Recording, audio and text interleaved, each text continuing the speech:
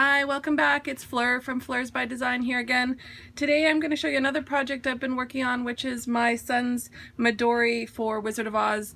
Every show that he's in, I try and keep a separate Midori for it and kind of track through, the audition process and the show and the rehearsals and any pictures I can grab of him from that show. I'm more than happy to do a little book, and then usually I try and get the people that are in the play to do a autograph book at the end. So I usually like to have about 3 books, one kind of the audition process, one the middle of the show, and then the other third book in the Midori is like autographs from all the people in the show or little notes from people in the show.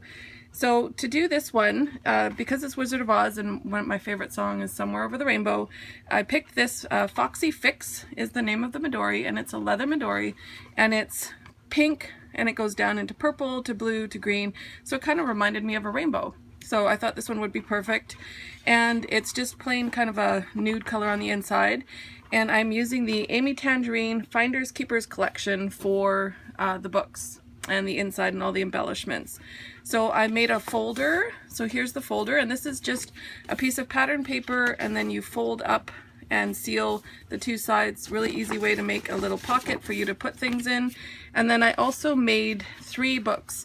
So the way I make books is I just cut the paper down to size, and then I have this little stapler that I got from the Daiso $2 store, which actually flips. Here, I'll show it to you. So this is it. It's just little.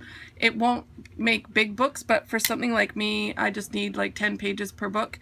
This is perfect. So most staplers staple that way, but you can flip this one out so that it actually staples the right way to make a little booklet. So it's perfect. So again, Daiso store, $2 for this little stapler, and I use it to make all my little books. So I just took kind of pattern paper that went kind of with the collection, and that's why I'm using the Finders Keepers, because it's got a lot of the same colors that are in the Midori that I chose.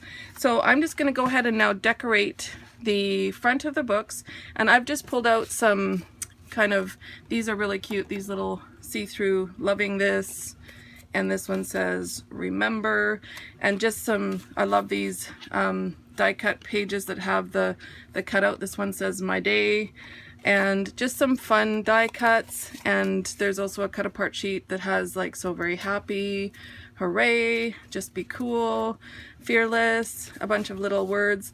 And then there's also cute puffy stickers that come with it, and I'm going to use one of these, or maybe 2 of these charms on the outside of the Midori, so I will attach it to the elastic.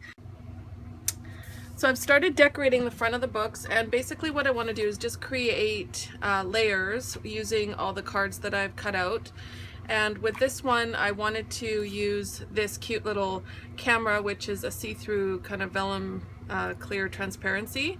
So I wanted to take the colors from this in my layers. So I found this one, which has the green and the blue, so I thought that would be a good background, a bigger one. And then I found this little woohoo, which is the yellow. And then I really like this one that says noted. So I thought if I could do, I'm just going to end up covering up that woohoo. I just want a little bit of the yellow showing, and then have the camera like that. And I just want to make sure when I lay it down that the noted can be read easily. And then just start playing with the layers, deciding, where I want them to be. I think I want them to kind of be like, maybe like that, so you can see a little bit of all of them. So that's what will end up happening for this first book, and I'll come back and show you how I decorate the second book. So this is how the first book ended up looking. I did the 3 layers, and then I added a couple of the hearts that are also from the same collection, and I just used my tiny attacher to attach the clear transparency camera. So that is book number 1, and what I'm going to do with the inside of the books is I'm going to use the washi tape. So I bought the washi tape book, which has 48 pieces of washi tape. and I'm going to do what I did with another one of my books, which is attach the washi tape to the top of each page, and it just makes the books look so cool when you look at them from like the front or the side. They're not long enough strips to do it to the side, so I will either do it to the top or the bottom, and then do kind of most of the pages and of maybe one book, and just that'll be like maybe the big book, the one with most of the photos in it, but I'll come back and show you how that looks when I'm done. Okay, so I'll show you, I've done about 4 or 5 pages. So all I've done is taken the washi tape and folded it along the top of each page, so you can see that there. And then when it's all done, it'll look so cool. Like, you'll look in your book and it'll look like it's all patterned paper when really it's just the washi tape at the top. And then it just adds that little bit of an extra touch to these books. So I'm going to do the covers for the other 2 books and continue on with the washi tape, but I'll be back to show you how I do the cover for the next book.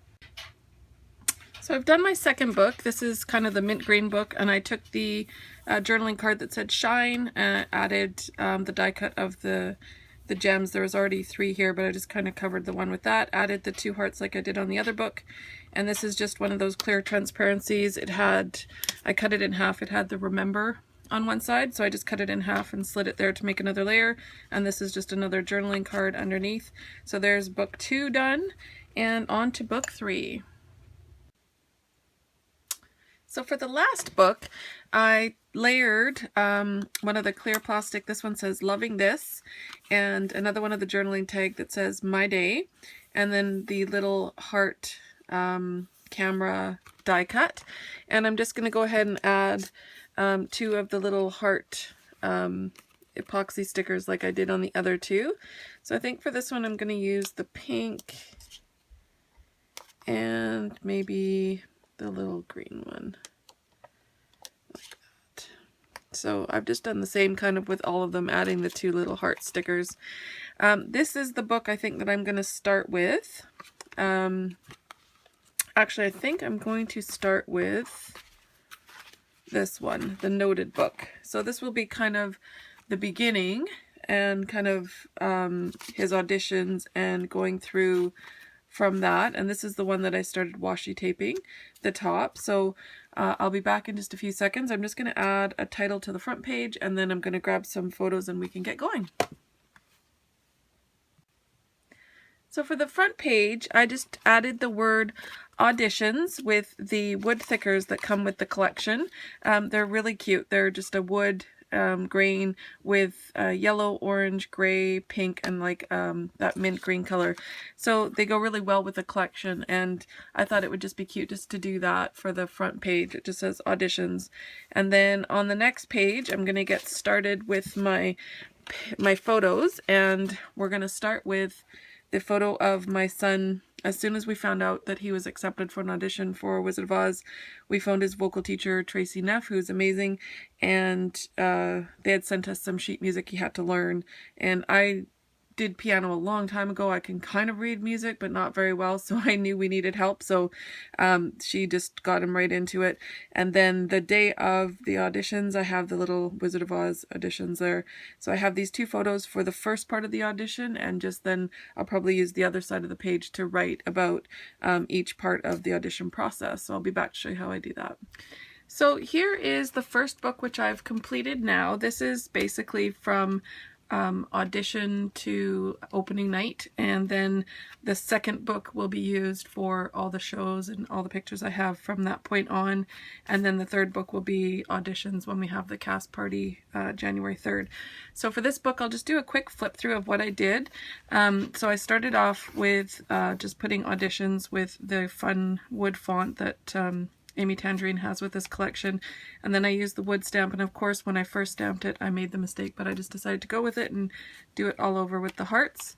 And basically what I've done on each page is added a photo with some embellishments, and then on this side of the page I've done journaling. So there's a lot of journaling in this book, which is what I wanted to do, and I've added all the dates on colored paper so they kind of stick out when you're reading them.